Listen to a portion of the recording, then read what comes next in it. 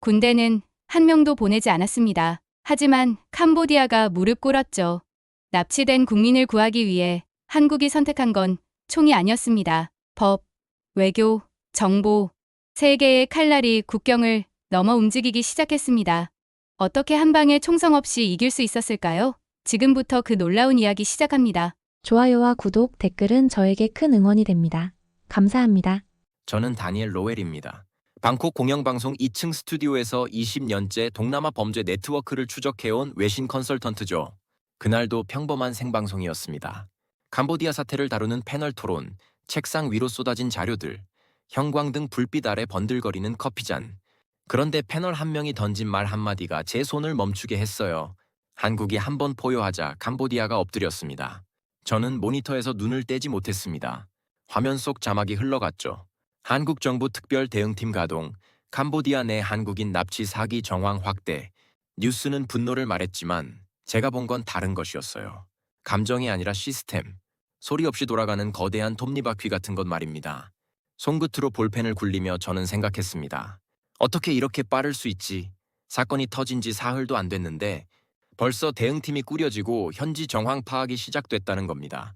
방송이 끝나고 자료를 뒤적였어요. 납치당한 사람들의 증언, 사기 조직의 이동 경로, 그리고 한국 정부가 내놓은 성명서.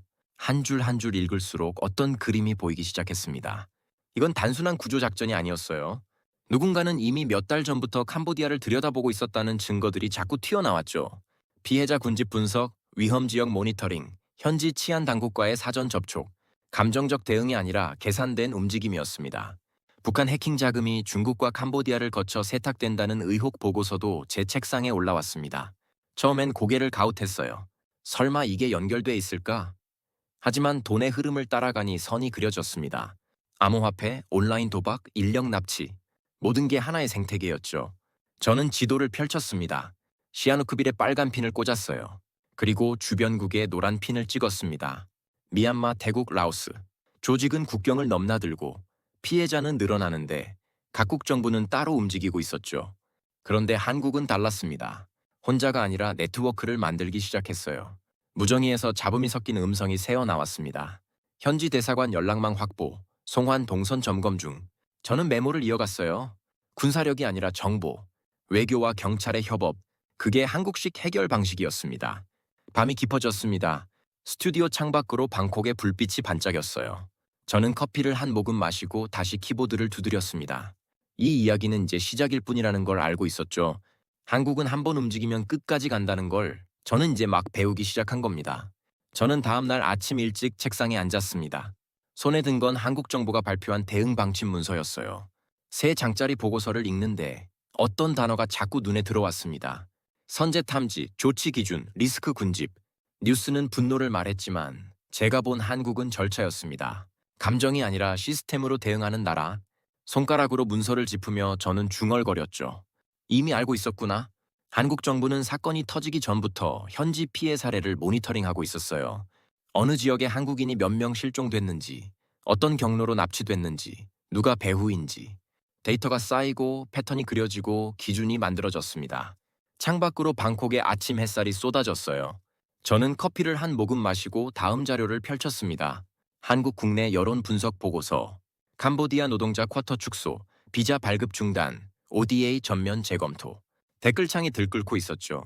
하지만 정부의 공식 발표는 달랐습니다. 신중했어요. 감정을 앞세우지 않았습니다. 제 동료가 스튜디오로 들어왔습니다. 그는 태블릿을 건네며 말했어요.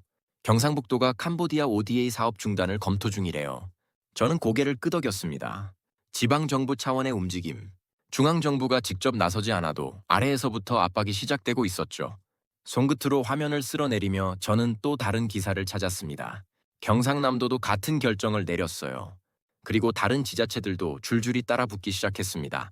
이건 우연이 아니었어요. 누군가 신호를 보낸 겁니다. 중앙에서 직접 칼을 빼지 않아도 지방에서 압박을 가할 수 있다는 걸 보여준 거죠. 볼펜을 돌리며 저는 메모했습니다. 외교적 레버리징. 실제로 단절하지 않아도 단절할 수 있다는 가능성만으로도 충분했습니다. 군사를 투입하지 않아도 투입할 수 있다는 신호만으로도 충격파는 퍼져나갔어요. 무정의에서 또 잡음이 섞인 목소리가 흘러나왔습니다.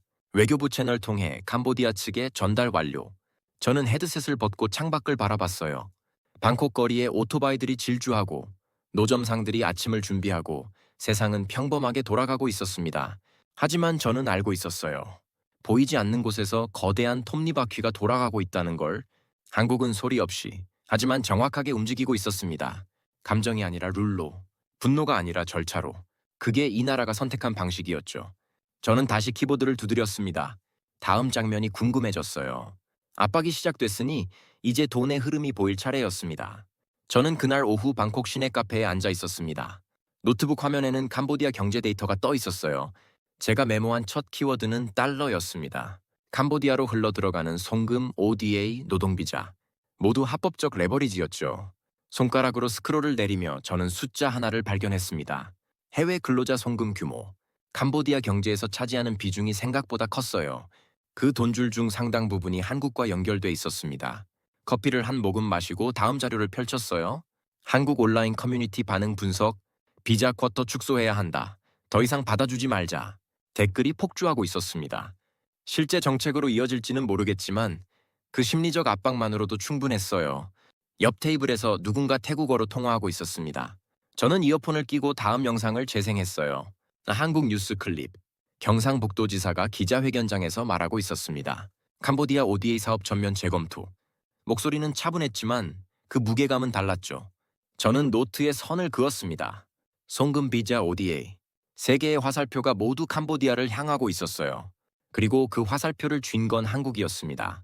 군사력이 아니라 경제 채널, 탱크가 아니라 장부. 그게 이 시대의 힘이었죠. 창밖으로 방콕 차오프라야 강이 보였습니다. 저는 펜을 돌리며 생각했어요. 캄보디아 정부는 지금 무슨 생각을 하고 있을까? 그들도 계산기를 두드리고 있겠죠. 한국과의 관계를 유지하는 게 이득인지 아니면 조직을 감싸는 게 이득인지. 다음 자료가 화면에 떴습니다. 캄보디아 고위 인사의 발언. 한국과 캄보디아는 오랜 우호 관계를 맺어왔다. 방어적인 톤이었어요. 하지만 한국 온라인에선 그 말이 역풍을 맞았습니다. 우호 관계? 우리 국민 납치해놓고? 저는 헤드폰을 벗었습니다. 카페 안이 시끄러웠어요. 커피 머신 소리, 사람들의 웃음소리, 바깥 오토바이 경적. 하지만 제 머릿속은 조용했습니다. 퍼즐 조각들이 맞춰지고 있었죠. 한국은 칼을 빼지 않았습니다.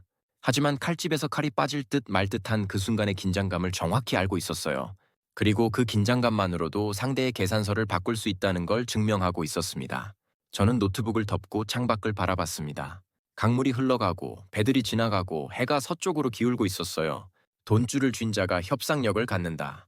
그 오래된 진리가 지금 이 순간에도 작동하고 있었습니다. 저는 그날 밤 호텔방에서 영상 하나를 봤습니다. 누군가 휴대폰으로 찍은 거친 화면이었어요. 시아누크빌 도심 한복판. 한 남자가 달리고 있었습니다. 그의 입에서 나온 소리가 제 심장을 잡아 눌렀죠. 세이브팀이 경찰이랑 한편이에요. 영상은 흔들렸습니다. 카메라가 떨리고 주변 사람들이 웅성거리고 남자는 계속 뛰었어요. 저는 일시정지 버튼을 눌렀습니다. 그의 얼굴을 확대해서 봤죠. 공포, 절망, 그리고 살고 싶다는 간절함. 노트북 화면을 응시하며 저는 펜을 쥐었습니다.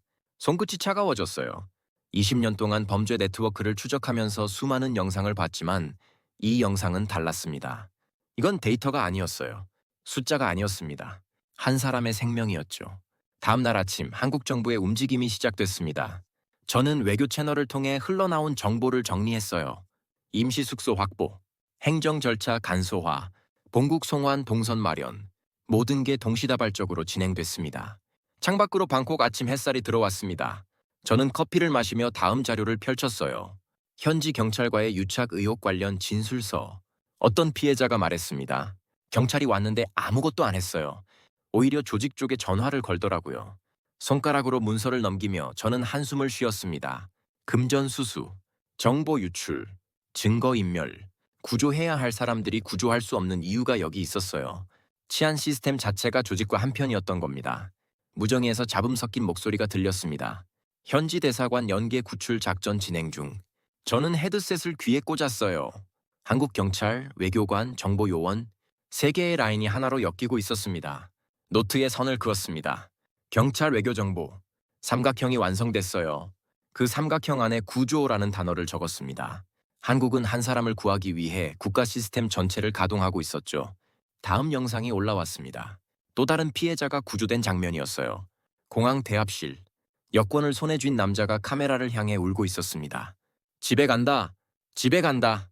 그 말을 반복하며 그는 무너졌어요. 저는 노트북 화면을 닫았습니다. 눈이 뜨거워졌죠. 감정을 억누르려 했지만 쉽지 않았어요. 20년 동안 냉정함을 유지해 왔는데 이 순간만큼은 마음이 흔들렸습니다. 창밖을 바라봤습니다. 방콕 거리에 사람들이 걷고 차들이 지나가고 세상은 평범하게 돌아가고 있었어요. 하지만 보이지 않는 곳에서 누군가는 집으로 돌아가고 있었습니다. 한국이 만든 길을 따라서 저는 다시 키보드를 두드렸습니다. 영상 속 남자의 목소리가 귓가에 맴돌았어요. 세이브팀. 그 이름이 이제는 공포가 아니라 단서가 됐습니다. 한국은 그 단서를 놓치지 않을 겁니다. 저는 책상 위 지도를 펼쳤습니다.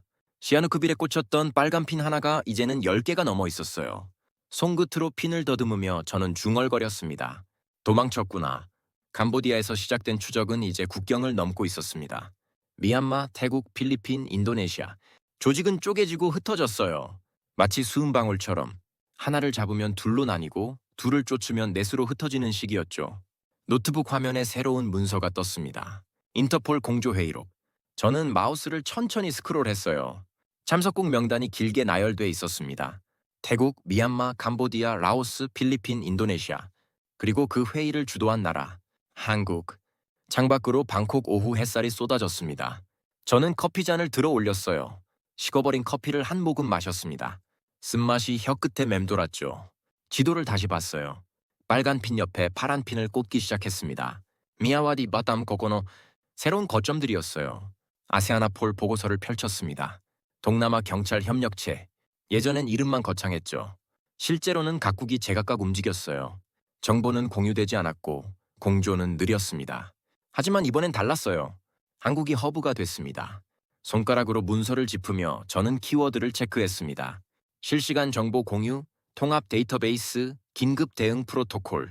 시스템이 작동하고 있었어요. 한 나라에서 조직원이 움직이면 인접국에 즉시 통보되는 구조. 국경이 장벽이 아니라 연결고리가 된 겁니다. 무정이에서 잡음이 들렸습니다. 미얀마 국경치대 움직임 포착. 저는 헤드셋을 귀에 꽂았어요. 목소리가 이어졌습니다. 조직 일부가 군부 습격받고 태국으로 도강 시도 중. 지도 위에 선을 그었습니다. 미야와디에서 메소까지 국경을 가로지르는 강 하나. 그 강을 넘으면 태국이었죠. 조직은 거기서 살 길을 찾으려 했습니다. 하지만 한국은 이미 알고 있었어요. 다음 보고서가 올라왔습니다. 태국 경찰과의 합동작전 계획서. 저는 눈을 가늘게 뜨고 읽었어요. 한국정보요원 2명이 현지에 파견됐습니다. 공식적으론 연락관, 하지만 실제로는 작전 지휘였죠. 펜을 돌리며 저는 생각했습니다. 어떻게 이렇게 빠를 수 있을까? 조직이 움직이는 속도보다 한국이 더 빨랐어요. 마치 체스를 두는데 상대방이 다음 수를 읽고 미리 막아버리는 것 같았습니다. 노트에 메모했습니다. 예측이 아니라 선점. 한국은 조직이 어디로 갈지 기다리지 않았어요. 갈 수 있는 모든 경로를 먼저 막았습니다. 시아누크빌이 막히면 미야와디로, 미야와디가 막히면 바탐으로. 그 모든 곳에 이미 그물이 쳐져 있었죠. 창밖을 봤습니다. 방콕 거리에 비가 내리기 시작했어요. 빗방울이 유리창을 타고 흘러내렸습니다. 저는 지도를 접었다가 다시 펼쳤어요. 빨간 핀과 파란 핀이 뒤섞여 있었습니다. 조직과 공조망, 범죄와 법, 도주와 추적. 다음 영상이 올라왔습니다. 태국 국경 마을의 은신처 급습 장면이었어요. 헬멧 쓴 경찰들이 문을 박차고 들어갔습니다. 비명, 고함, 수갑 채우는 소리. 카메라는 흔들렸지만 결과는 명확했어요. 조직원 5명 체포. 저는 노트북 화면을 멈췄습니다. 한 남자의 얼굴을 확대해서 봤죠. 그의 눈빛에 당황이 가득했어요. 어떻게 알았지? 어떻게 여기까지? 그 질문이 그의 표정에 쓰여 있었습니다. 무정이에서 또 다른 음성이 흘러나왔습니다. 인도네시아 바탐 은신처 확인. 공조 요청 완료. 저는 지도에 다시 핀을 꽂았어요. 이번엔 인도네시아였습니다. 조직은 섬으로 숨었습니다. 바다 건너 작은 섬. 하지만 거기에도 한국의 그물이 뻗어 있었죠. 손목시계를 봤습니다. 밤 11시. 저는 커피를 다시 내렸어요. 긴 밤이 될 것 같았습니다. 지도 위에 XPOC는 계속 늘어날 겁니다. 조직이 도망칠수록 한국의 그물은 더 촘촘해질 거예요. 창밖비는 더 세게 내렸습니다. 저는 노트를 덮고 다시 키보드를 두드렸어요. 이 이야기는 아직 끝나지 않았습니다. 국경을 넘나드는 추적, 한국이 설계한 거대한 그물망, 그 안에서 조직은 점점 좁아지는 공간에 갇히고 있었죠. 저는 태국 스튜디오 복도에서 멈춰 섰습니다. 패널 한 명이 제게 물었어요. 다니엘, 한국이 군대를 보낼까요? 저는 천천히 고개를 저었습니다. 굳이 꺼낼 필요 없는 칼도 세상엔 있죠. 커피 자판기 앞에서 컵을 받아들며 저는 생각했습니다. 한국 온라인 커뮤니티가 들끓고 있었어요. 특수부대 보내라. 747 투입해야 한다. 보여줘야 한다. 댓글창이 분노로 가득했죠. 하지만 청와대 브리핑룸은 달랐습니다. 노트북을 열고 최신 보도자료를 확인했어요. 정부 대변인의 말. 모든 수단을 검토하되 신중하게 접근하겠습니다. 신중. 그 단어가 자꾸 반복됐습니다. 저는 펜으로 밑줄을 그었어요. 이건 회피가 아니었습니다. 전략이었죠? 창밖으로 방콕 오후 풍경이 펼쳐졌습니다. 오토바이들이 질주하고 노점상에서 연기가 피어올랐어요. 저는 마우스를 스크롤했습니다. 다음 자료, 국정원 요원 파견 기록. 공식 문서엔 연락관이라고 적혀 있었지만 실제론 작전 지휘였습니다. 손가락으로 화면을 짚으며 저는 중얼거렸습니다. 칼집에서 칼이 빠지는 소리. 한국은 군사를 투입하지 않았어요. 대신 보이지 않는 라인을 보냈습니다. 국정원, 정보사, 경찰, 특수요원. 헬멧도 없고 군복도 없었죠. 하지만 그들이 움직이는 곳마다 결과가 나왔습니다. 무정의에서 잡음 섞인 목소리가 들렸습니다. 타깃 은신처 확인. 현지 경찰과 합동작전 준비. 저는 헤드셋을 귀에 꽂았어요. 목소리는 차분했습니다. 급하지 않았죠. 이미 모든 준비가 끝난 사람의 톤이었어요. 다음 자료가 화면에 떴습니다. 태국 군사 커뮤니티 게시판 캡처. 누군가 질문을 던졌더군요. 한국 707 특임단 비어스 우리 특수부대 누가 이길까? 댓글들이 달렸습니다. 대부분 한국 쪽에 손을 들어줬어요. 저는 쓴웃음을 지었습니다. 가상의 대결. 실제로는 일어나지 않을 싸움. 하지만 그 가상의 이미지만으로도 충분했어요. 한국이 원한다면 보낼 수 있다. 그 가능성만으로도 조직은 위축됐습니다. 펜을 돌리며 저는 메모했습니다. 심리전, 실제 힘을 쓰지 않고도 힘이 있다는 걸 보여주는 방식. 탱크를 굴리지 않아도 탱크가 있다는 것만으로도 협상 테이블이 기울었죠. 스튜디오 모니터에 새 영상이 떴습니다. 미얀마 국경지대 작전 장면이었어요. 현지 경찰이 문을 박차고 들어갔고 조직원들이 바닥에 엎드렸습니다. 카메라는 한국 요원을 직접 비추지 않았어요. 하지만 저는 알고 있었습니다. 그들이 거기 있었다는 걸. 창밖을 봤습니다. 해가 서쪽으로 기울고 있었어요. 구름이 붉게 물들었습니다. 저는 커피를 한 모금 마시고 다시 키보드를 두드렸어요. 한국의 방식, 법과 외교와 정보. 세 개의 축이 동시에 돌아가고 있었습니다. 노트에 삼각형을 그렸습니다. 각 꼭지점에 단어를 적었어요. 법, 외교, 정보. 그 삼각형 안에 무혈 압박이라고 썼습니다. 피를 흘리지 않고도 결과를 만드는 방식. 총을 쏘지 않아도 총이 있다는 걸 보여주는 방식. 다음 보고서가 올라왔습니다. 캄보디아 정부의 입장 변화 분석. 처음엔 방어적이었어요. 우리도 노력하고 있다. 하지만 이제는 협조적으로 바뀌었습니다. 한국과 긴밀히 공조하겠다. 무엇이 바뀌었을까요? 한국이 칼을 빼서가 아니었습니다. 칼집에서 칼이 빠질 듯 말 듯한 그 긴장감 때문이었죠. 무정의에서 또 음성이 흘러나왔습니다. 필리핀 마닐라 거점 포착. 공조 요청 진행 중. 저는 지도를 펼쳤어요. 마닐레 파란 핀을 꽂았습니다. 또 하나의 그물망이 쳐졌습니다. 손목시계를 봤습니다. 저녁 6시. 스튜디오 밖으로 사람들이 퇴근하고 있었어요. 하지만 저는 자리를 뜰 수 없었습니다. 이 이야기는 계속 진행 중이었죠. 노트북 화면을 응시하며 저는 생각했습니다. 한국은 보여줄 것만 보여줬어요. 군사력? 있습니다. 특수부대? 준비돼 있습니다. 하지만 실제로는 쓰지 않았죠. 법과 정보로 충분했으니까, 외교 채널로 가능했으니까. 창밖으로 방콕 야경이 펼쳐졌습니다. 불빛들이 반짝이고 차들이 천천히 움직이고 세상은 평화로워 보였어요. 하지만 보이지 않는 곳에서 전쟁이 벌어지고 있었습니다. 정성 없는 전쟁, 피 없는 승리. 저는 노트를 덮고 일어섰습니다. 커피잔을 들고 복도로 나갔어요. 동료가 지나가며 물었습니다. 한국, 결국 군대 보낼까요? 저는 다시 한번 고개를 저었습니다. 필요 없어요. 이미 이기고 있으니까. 저는 새벽 3시에 이메일 하나를 받았습니다. 제목엔 긴급이라고 적혀 있었어요. 첨부 파일을 열자 진술서가 나왔습니다. 손이 떨렸죠. 읽으면서 커피잔을 내려놓았어요. 뜨거운 커피가 책상에 쏟아졌지만 신경 쓸 겨를이 없었습니다. 경찰관이 조직에게 돈을 받았습니다. 단속 날짜를 미리 알려줬어요. 피해자의 진술이었습니다. 저는 형광펜으로 문장을 그었어요. And you'll do you'll say you'll. 페이지가 노란색으로 물들어갔습니다. 이건 단순한 범죄가 아니었어요. 시스템이 썩어 있었습니다. 창밖을 봤습니다. 방콕 새벽거리는 고요했어요. 가로등 불빛만 외롭게 빛나고 있었죠. 저는 노트를 펼쳤습니다. 지난 석 달간의 단속 기록을 정리하기 시작했어요. 날짜, 장소, 결과, 패턴이 보였습니다. 단속 예정일 이틀 전 조직은 항상 움직였어요. 은신처를 비우고 증거를 치우고 사람들을 다른 곳으로 옮겼습니다. 우연치고는 너무 정확했죠. 누군가 귀띔해주고 있었던 겁니다. 손가락으로 달력을 짚으며 저는 계산했습니다. 8번의 단속 중 7번이 실패. 한 번만 성공했어요. 그마저도 조직원 2명만 잡혔죠. 본진은 이미 떠난 뒤였습니다. 무정의에서 음성이 흘러나왔습니다. 한국 측 수사팀 금전거래 내역 확보 완료. 저는 헤드셋을 귀에 꽂았어요. 목소리가 이어졌습니다. 계좌 추적 결과 경찰 간부 2명 연루 정황 포착. 노트북을 열고 다음 자료를 확인했습니다. 은행거래 내역서. 숫자들이 나열돼 있었어요. 매달 같은 날짜에 입금되는 금액. 액수는 크지 않았습니다. 하지만 규칙적이었죠. 월급처럼. 펜을 돌리며 저는 생각했습니다. 한국 수사팀은 조직만 쫓지 않았어요. 조직을 지켜준 울타리까지 무너뜨리려 하고 있었습니다.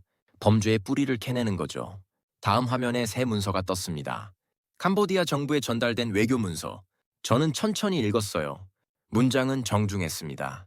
하지만 그 안에 담긴 무게는 달랐죠.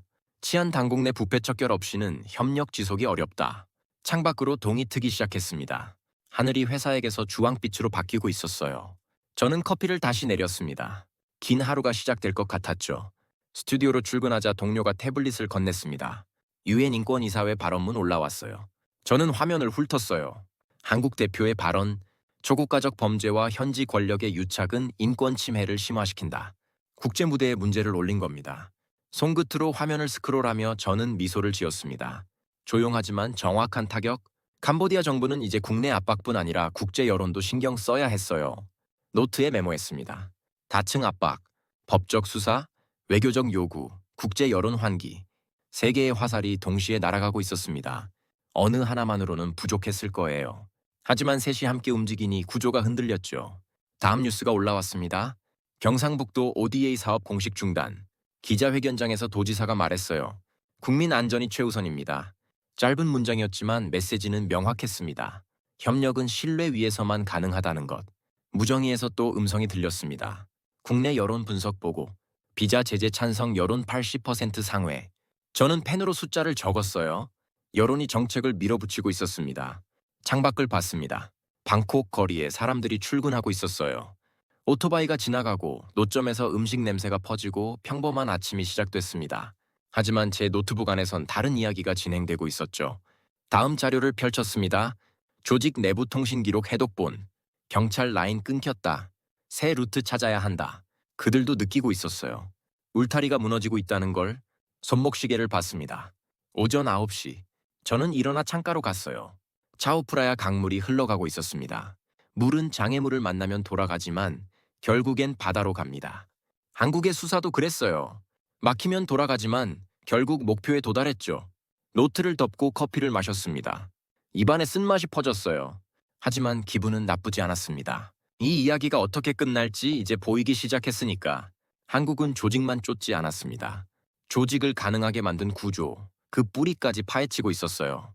썩은 가지만 자르는 게 아니라 뿌리를 뽑아내는 거죠. 시간이 걸려도 어려워도 끝까지 가는 방식. 저는 다시 자리에 앉았습니다. 키보드를 두드리며 생각했어요. 이건 단순한 범죄 수사가 아니었습니다. 시스템과의 싸움이었죠. 그리고 한국은 그 싸움을 정면으로 받아들이고 있었습니다. 저는 인천공항 도착 영상을 다시 재생했습니다. 한 남자가 휠체어에 앉아 있었어요.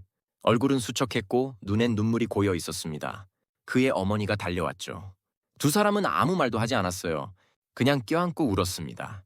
저는 일시정지 버튼을 눌렀습니다. 화면 속 시계를 확대해서 봤어요. 새벽 5시. 공항 대합실은 텅 비어 있었습니다. 하지만 그 순간만큼은 세상이 거기 있었죠. 노트북을 덮고 창밖을 봤습니다. 방콕 아침 햇살이 책상 위로 쏟아졌어요. 저는 커피잔을 들어 올렸습니다. 손끝이 따뜻했죠. 결국 이 이야기는 지도와 돈의 문제가 아니었습니다. 한 사람이었어요. 시아누크빌 도로 한복판에서 도와달라고 울부짖던 남자. 영상 속 그의 목소리가 귓가에 맴돌았습니다. 저는 펜을 쥐고 메모했어요. 세이브팀, 그 이름이 공포에서 단서로, 단서에서 증거로 바뀌었습니다. 한국은 그 순간을 국가의 임무로 바꿨죠. 손가락으로 노트를 넘기며 저는 숫자를 세었습니다. 구출된 사람, 23명, 송환 진행 중인 사람, 47명, 추적 중인 사람, 62명, 한 명 한 명의 이름이었어요. 숫자가 아니었습니다. 무정의에서 음성이 흘러나왔습니다. 마닐라 대사관 연계 구출 완료. 송환 절차 착수. 저는 헤드셋을 귀에 꽂았어요. 목소리는 피곤했지만 안도감이 묻어났습니다. 한 명 더 집으로 갑니다. 다음 자료가 화면에 떴습니다. 국내 경찰 수사 중간 보고서. 조직과 현지 치안의 유착 고리가 하나씩 끊기고 있었어요. 계좌 추적, 통신 기록, 증인 확보, 퍼즐 조각들이 맞춰지고 있었습니다. 창밖으로 방콕 거리가 보였습니다. 오토바이가 질주하고 사람들이 걷고 세상은 평범하게 돌아가고 있었어요. 하지만 보이지 않는 곳에서 거대한 그물망이 작동하고 있었죠. 지도를 펼쳤습니다. 빨간 핀과 파란 핀이 뒤섞여 있었어요. 캄보디아, 미얀마, 태국, 필리핀, 인도네시아. 조직은 도망쳤지만 갈 곳이 줄어들고 있었습니다. 한국이 만든 다자 공조망이 국경을 넘어 펼쳐져 있었죠. 펜을 돌리며 저는 생각했습니다. 처음 이 이야기를 시작했을 때 저는 한국의 방식을 이해하지 못했어요. 왜 군대를 보내지 않지? 왜 즉각 보복하지 않지? 하지만 이제 알았습니다. 그럴 필요가 없었던 거죠. 노트에 선을 그었습니다. 법, 외교, 정보, 세 개의 축이 동시에 돌아갔어요. 군사력은 감춰두고 시스템으로 움직였습니다. 총성 없이 결과를 만들었죠. 다음 영상이 올라왔습니다. 인도네시아 바탐 은신처 급습 장면. 현지 경찰과 한국 요원이 함께 움직였어요. 문이 열리고 사람들이 나왔습니다. 손에 수갑이 채워졌죠. 저는 화면을 멈추고 한 사람의 얼굴을 확대했습니다. 조직원이 아니었어요. 피해자였습니다. 그의 얼굴에 안도가 번졌죠. 끝났다. 그 표정이 모든 걸 말해주고 있었습니다. 무정의에서 또 음성이 들렸습니다. 영내 거점 봉쇄 작전 지속. 라오스 말레이시아 공조 확대 진행 중. 저는 지도에 새로운 핀을 꽂았어요. 조직이 숨을 곳이 점점 사라지고 있었습니다. 손목시계를 봤습니다. 오전 10시. 스튜디오 복도에서 동료가 지나가며 물었어요. 다니엘, 캄보디아 다음은 어디예요? 저는 잠시 생각하다가 대답했습니다. 한국은 답하지 않아요. 그냥 실행하죠. 창가로 걸어갔습니다. 차오프라야 강물이 흘러가고 있었어요. 물은 멈추지 않습니다. 장애물을 만나도 돌아가고 막혀도 다른 길을 찾죠. 한국의 추적도 그랬습니다. 노트를 펼치고 마지막 페이지에 썼습니다. 한 사람을 집으로 데려오는 나라. 군대 없이 이긴 전쟁. 총성 없는 승리. 그게 제가 본 한국이었어요. 다음 보고서가 올라왔습니다. 공조국 확대 현황. 동남아 11개국이 이제 하나의 네트워크로 연결돼 있었어요. 한국이 허브가 됐습니다. 정보가 공유되고 작전이 조율되고 범죄자들은 더 이상 국경 뒤에 숨을 수 없었죠. 커피를 마시며 저는 모니터를 봤습니다. 새로운 영상이 올라오고 있었어요. 또 한 명의 귀환. 인천공항 게이트를 나서는 남자. 그의 손엔 여권이 들려 있었습니다. 얼굴엔 미소가 번졌죠. 저는 키보드를 두드렸습니다. 기사 제목을 적기 시작했어요. 국경을 넘는 공조, 집으로 돌아가는 사람들. 손가락이 빠르게 움직였습니다. 20년 동안 수많은 기사를 썼지만 이번 기사는 달랐어요. 이건 단순한 범죄 추적 보도가 아니었습니다. 한 국가가 자기 국민을 지키기 위해 어떻게 움직이는지에 대한 기록이었죠. 법과 외교와 정보로, 시스템과 절차로, 감정이 아니라 원칙으로. 무정의에서 마지막 음성이 들렸습니다. 작전 지속, 추적 계속. 저는 헤드셋을 벗었어요. 이 이야기는 아직 끝나지 않았습니다. 조직은 여전히 도망 중이고 한국은 여전히 추적 중이었죠. 하지만 한 가지는 분명했습니다. 지도 위에 빨간 핀이 하나씩 지워지고 있었어요. 조직의 거점이 무너지고 피해자들이 집으로 돌아가고 그물망은 더 촘촘해지고 있었습니다. 저는 노트를 덮고 일어섰습니다. 창밖으로 방콕 하늘이 파랗게 펼쳐져 있었어요. 구름 한 점 없는 맑은 하늘. 저는 미소를 지었습니다. 한국은 칼을 빼지 않았습니다. 하지만 모든 걸 해냈어요. 한 사람 한 사람을 찾아내고 집으로 데려오고 범죄의 뿌리를 뽑아냈습니다. 군대 없이 이긴 전쟁. 그게 제가 목격한 이야기였습니다. 커피잔을 들고 복도로 나왔습니다. 동료들이 웃으며 이야기하고 있었어요. 저는 그들 사이를 지나 엘리베이터에 올랐습니다. 문이 닫히며 제 얼굴이 거울에 비쳤죠. 20년 동안 동남아 범죄를 추적했습니다. 수많은 사건을 봤어요. 하지만 이번 사건은 특별했습니다. 한 국가가 자기 국민을 위해 얼마나 멀리 갈 수 있는지 봤으니까. 엘리베이터가 1층에 도착했습니다. 문이 열리고 방콕 거리에 소음이 밀려 들어왔어요. 저는 밖으로 나섰습니다. 햇살이 따뜻했죠. 세상은 계속 돌아가고 있었습니다. 그리고 보이지 않는 곳에서 한국은 여전히 움직이고 있었어요.